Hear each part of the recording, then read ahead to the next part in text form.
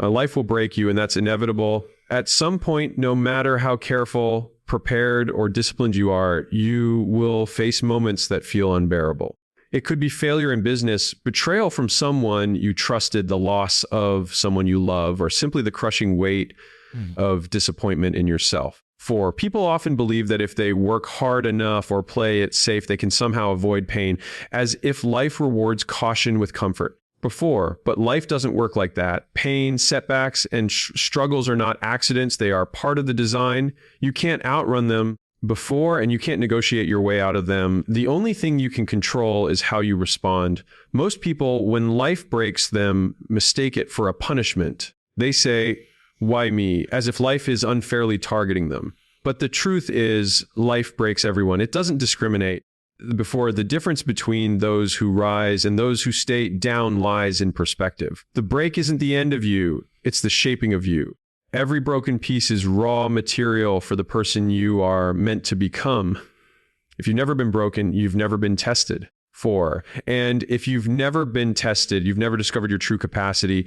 Life breaking you is not a matter of if, it's only a matter of when. The question you need to answer is not whether you'll avoid it, but what you'll do after it happens. Because the moment you accept that breaking is inevitable, 4, you stop wasting energy resisting it, and you start building the strength to rise from it. Pain is something most of us try to avoid. We're taught to chase comfort. 4, to look for the easy way to protect ourselves from anything that might hurt. But here's the reality.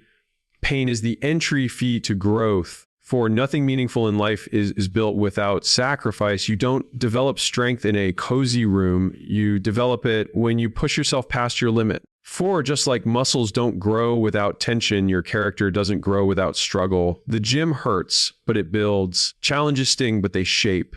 Pain, when you look closely, is not the enemy. It's the proof that you're stretching, moving, expanding into a version of yourself you haven't met yet.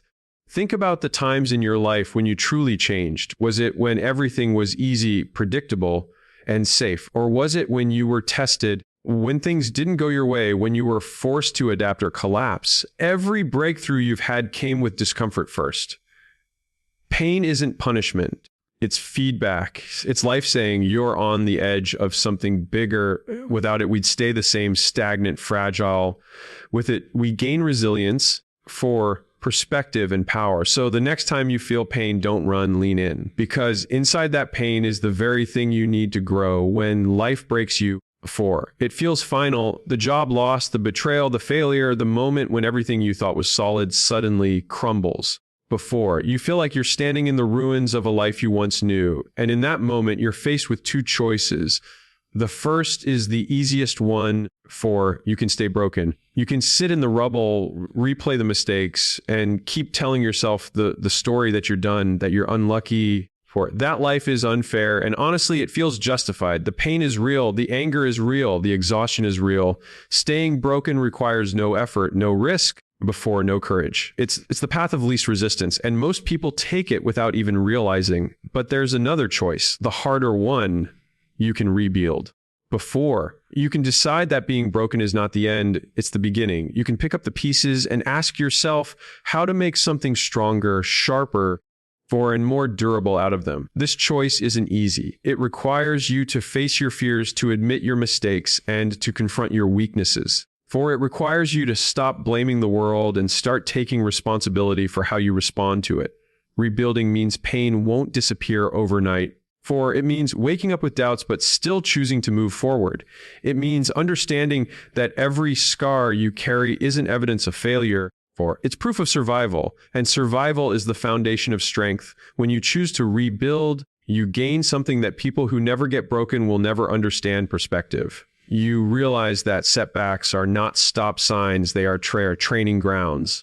Before, you see that every time life knocks you down, you gain the chance to practice resilience, to sharpen your willpower, and to prove to yourself that you're stronger than you thought. What most people miss is that choosing to rebuild doesn't just change your circumstances, or it changes you. It changes the way you see challenges, the way you value effort, the way you connect with others who are struggling. You develop empathy, wisdom before, and the kind of confidence that only comes from surviving what was supposed to destroy you. Staying broken keeps you trapped in the past, but rebuilding makes you future focused. It forces you to believe that tomorrow can be better than today, and that belief is powerful. 4, it gives you a reason to get back up when everything in you wants to stay down. The truth is, life will always give you opportunities to break. That part isn't optional. What is optional is the choice you make afterward. You can live as a victim defined by what happened to you or you can live as a creator defined by what you build out of what happened to you.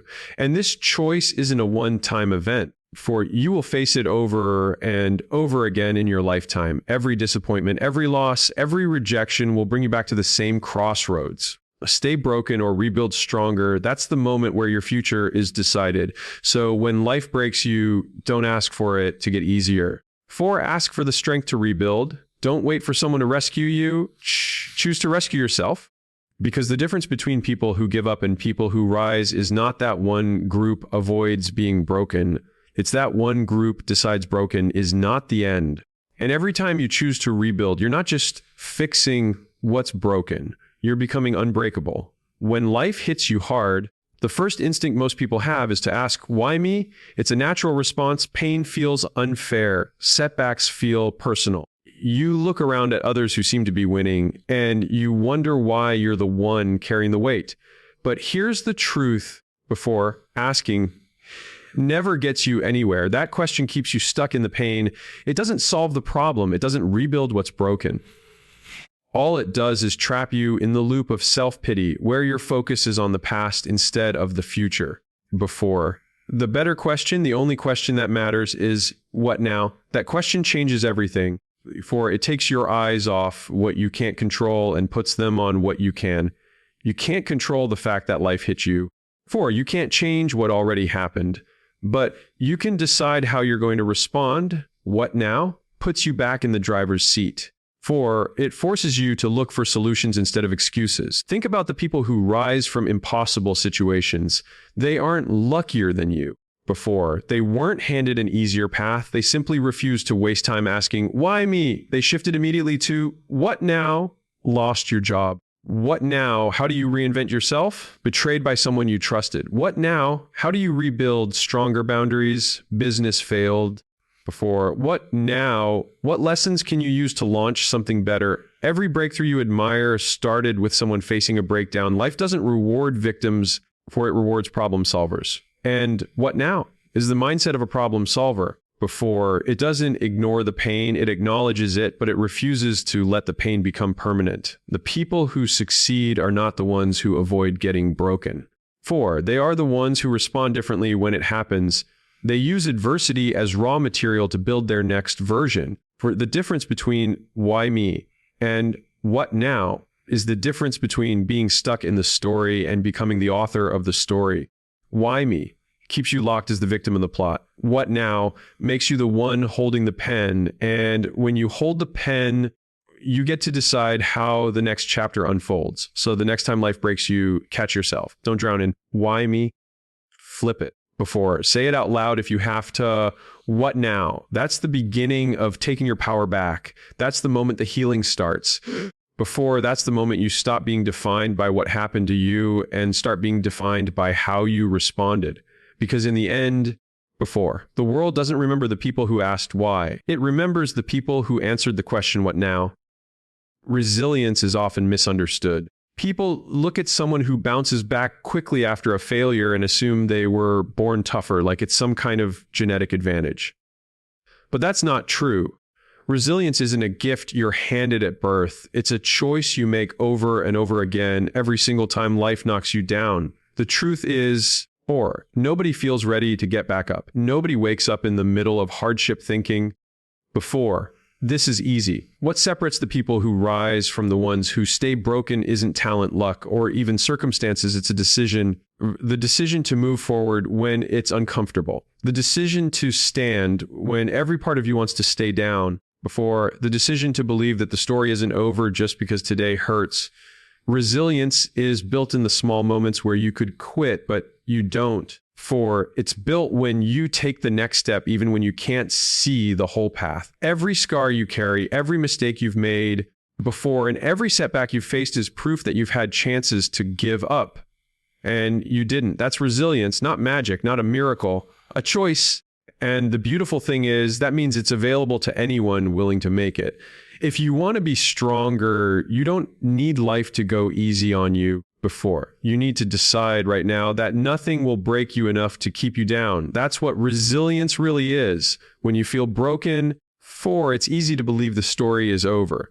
You see the pieces of your life scattered, and the weight of failure makes you think you'll never stand again. But being broken isn't the end, it's the beginning. Every crack, every wound, every fall is an invitation to rebuild, to reshape, 4, and to rise into something you couldn't have become without the breaking. Think about it, the strongest steel is forged in fire, not comfort. The most beautiful art comes from pressure, not ease. In the same way, your life's greatest version will often be born right after your lowest point. 4, when life shatters you, it's not telling you you're finished, it's clearing the ground so you can rebuild stronger, smarter, and sharper. Most people confuse pain with punishment, but pain is actually preparation.